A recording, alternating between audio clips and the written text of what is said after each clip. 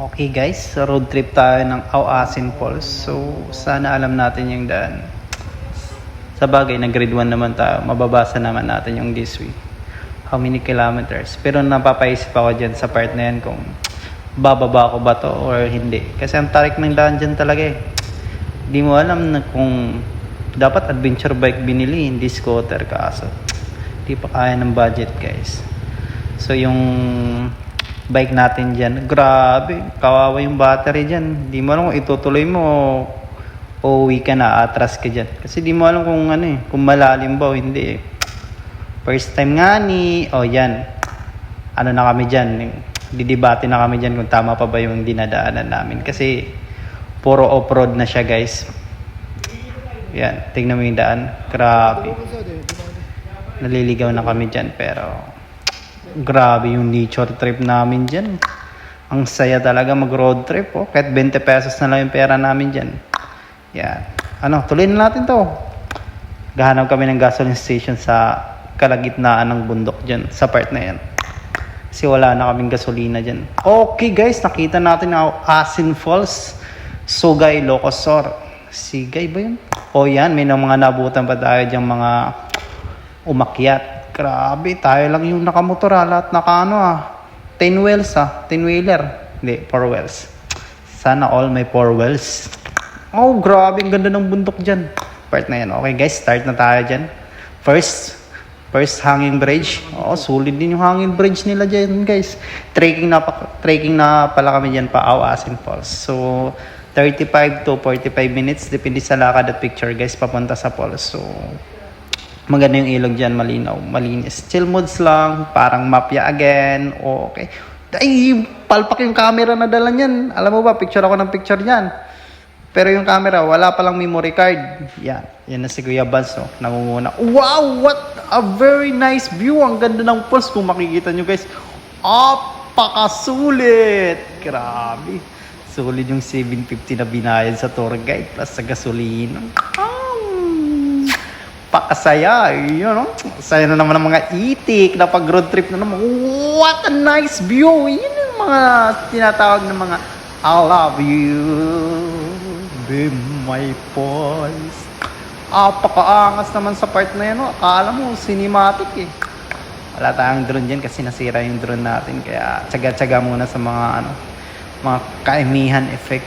Wow, grabe talaga. Ang ganda talaga ng Auasin Falls guys. Auasin Falls yan. Tinawag niya na Auasin Falls kasi may nasugatan dyan. Tapos yung dala niya lang asin.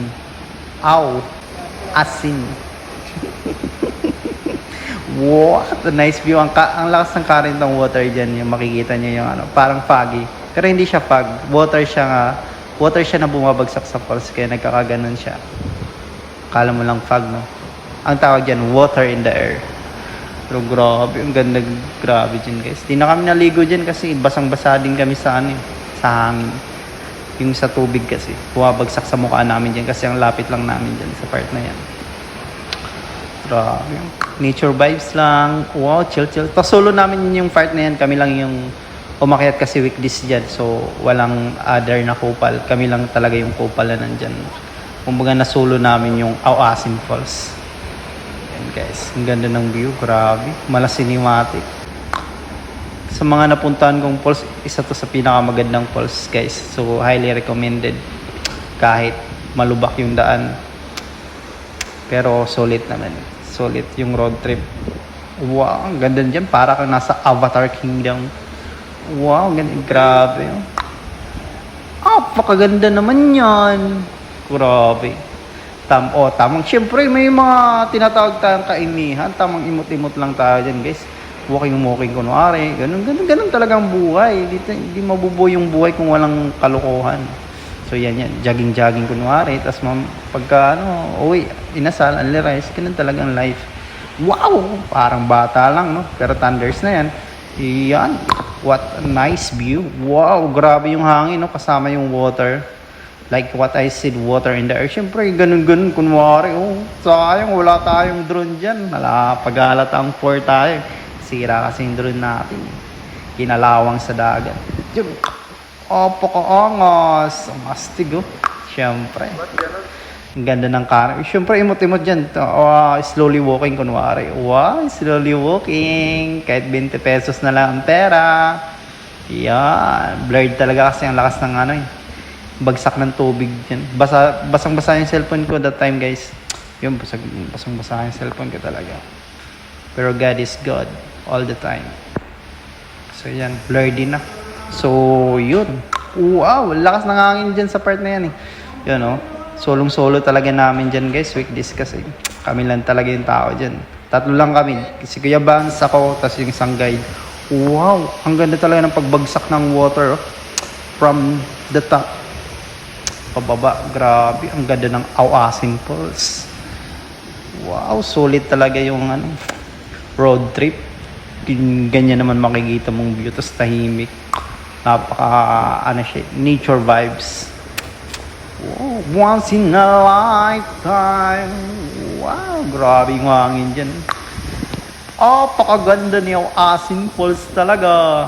Yan guys, pakasulit talaga. Grabe, nakalimutan ko yung mga utang ko sa part na yan. Grabe. Ay, pagaganda talaga guys. Napapaos na ako voice over, pero isa lang masasabi ko guys, sulitin nyo yung buhay nyo habang may buhay pa kayo. Yun, oh. Di tayo magtatagal sa mundong to. Pero isa lang masasabi ko. This is the life! Wow, grabe ba sana cellphone ko dyan, oh. Uy, nagamit yung sapatos kong Merrell dyan, ah. Nakapag-trick sa wakas. Grabe. Bumaba kami dyan sa part na yan, guys. Yun yung pinakababa ng Awasin Falls, guys. If you see the, milestone, the rock on the bottom, that kind. Wow. Grabe guys, ang ganda no. 'Di ba? Ang sarap pang nature, oh. Nakakalimutan mo yung mga kautangan mo. Iyan oh. Chill lang. Pero tinatawagan na ako ng home credit at Bombay diyan eh. Pero syempre enjoy the life lang talaga. Wow, may paimot-imot ka pang nalalamang kupal ka. Syempre, oh, wow. Ang lakas ng current ng bagsak ng falls diyan. Grabe, basang-basa yung cellphone ko dyan. Pati yung mukha ko, basang-basa talaga. Kami ni Kuya Vance dyan. Enjoy lang namin yung namin, paggagala. Habang wala pa kaming mga asawa. Yun, ang ganda ng nature vibes. Oh.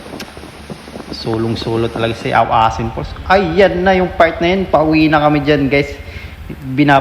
Pababa na kami dyan, pero masama yung panahon. Naabutan kami ng ulan. Iniiwasan namin yung landslide that time, guys. Siyempre, stay safe tayo, tapos pray tayo dyan kasi grabe oh. Grabe yung mga dinadaanan na namin dyan pa uwi. Tapos ang lakas pa ng ulan. Grabe. Kala mo naka-adventure bike eh. Yun oh. Kawawa si Bit dyan oh. Pababa oh. Grabe yung tubig. Tapos may part ng mga madulas dyan guys. Kaya sa mga mag-DIY dyan o magbumotor, kunti ingat lang talaga kasi may mga inaayos din na kalsada. Tapos tingnan mo, grabe, nahirapan ako dyan. Kasi yan, inaayos na kalsada yan, off-road talaga yung kawawa yung motor ko dyan. May mga dinaanan din kaming baha, grabe nahirapan ako that time pero wala eh, ganun talagang life, ginusto mo yan yun. Kaya konting ingat lang guys at ride safe at enjoy life lang guys. Pause ako ganda talaga ng view.